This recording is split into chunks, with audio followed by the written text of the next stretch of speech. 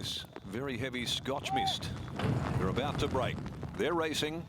Mystery Affair flew out of the gates. Grand Design, Together We Dream jumped away well also, and Lucky Raw pushing up in behind those with Colourful Chloe.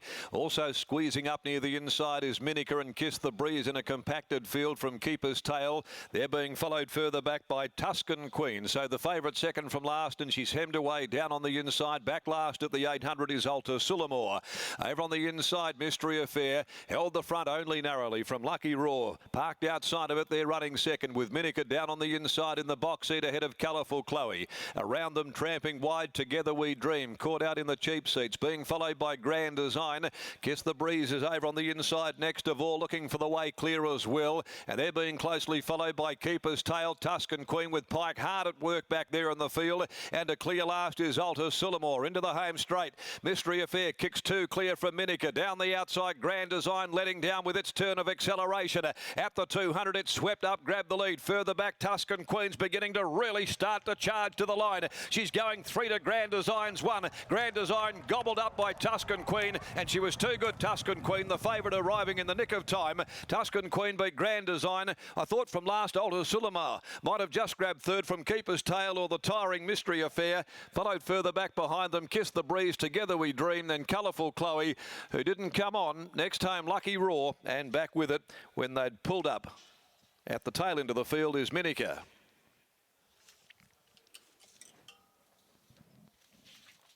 Number 11, Tuscan Queen, backed into $1.70 on tote, 104.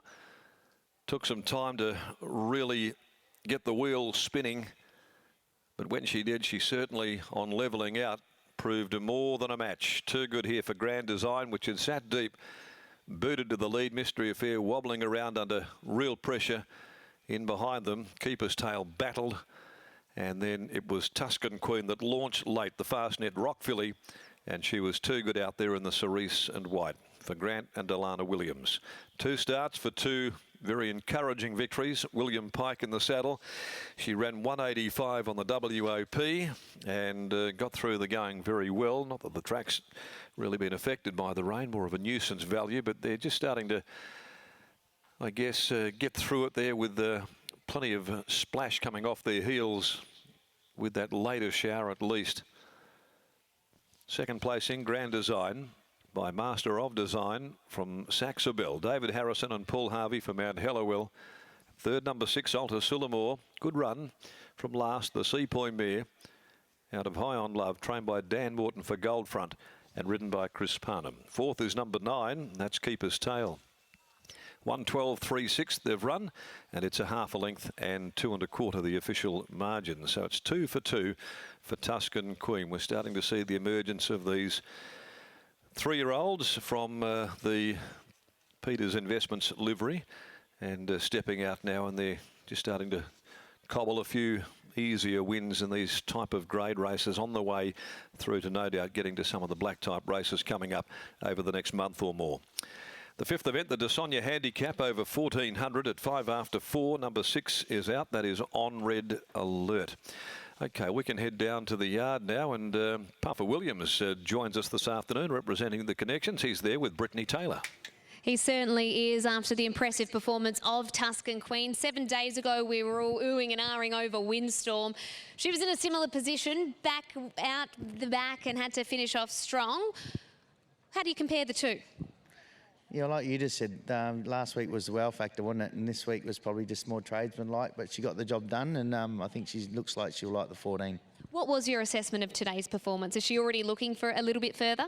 Oh, I didn't actually think so, not from what sort of Lance has spoken about, but maybe the conditions. Yeah, it was just really good to see her hit the line like that. Is she a horse that could be even more effective with the blinkers on? Yeah, I think so. We didn't really think that. And I don't think we'll be pushing the button too early on her. She's one that could probably over-race a little bit. I think the distance will take care of itself with her. I think you'll see her be able to sit a lot closer once we get up and over a trip and that. Yeah, don't have to be worrying about blinkers just yet with her, I think. There are obviously some very nice 3-year-olds going through your system at the moment. Do you establish a pecking order amongst them in training? Pretty much, yeah. Like, we've got a rough idea. I've got a couple of different ideas from Lance, but she's normally right, so I've got to kind of listen to her. But she's probably one of the there's we've probably got her close to being the top filly. Which is funny because that's exactly what Owen said last week. He said that it's Alana who picks them out very early. Well done on another brilliant victory. Thanks a lot, Britt. We've got William Pike here, and we'll hear his assessment as well, because 7 days ago he was on Windstorm. As Willie speaks to Grant and just provides his assessment of the run of Tuscan Queen. Grant's already said that he felt like it was just that bit more tradesman-like, whereas Windstorm, I guess, was more wow last week. How do you compare her to Windstorm, who we saw win so oppressively 7 days ago? I don't think she's very far behind him. She's very good. You know, I'm in an unwinnable position there, and just her ability carries her over the line. What impressed you most about that performance just then? Well, as I was just talking to Mr. Williams, I didn't begin that well, and I felt like I've pulled a shoe or something as I jumped, and she just was never comfortable, but was still able to get the job done. It's a sign of a very, very good horse going forward. You must be very excited about later on in the year here at Ascot. Yeah, that's right. Things are shaping up well, so just fingers crossed things keep progressing smoothly. Congratulations on the win. Thank you. William Pike and Grant and Alana Williams combined with Tuscan Queen, a horse that Grant's just said is right up the pecking order in terms of their 3-year-old fillies. Tuscan Queen, remember that name. She is exciting. Quick break on Thoroughbred Central. We'll be back with more.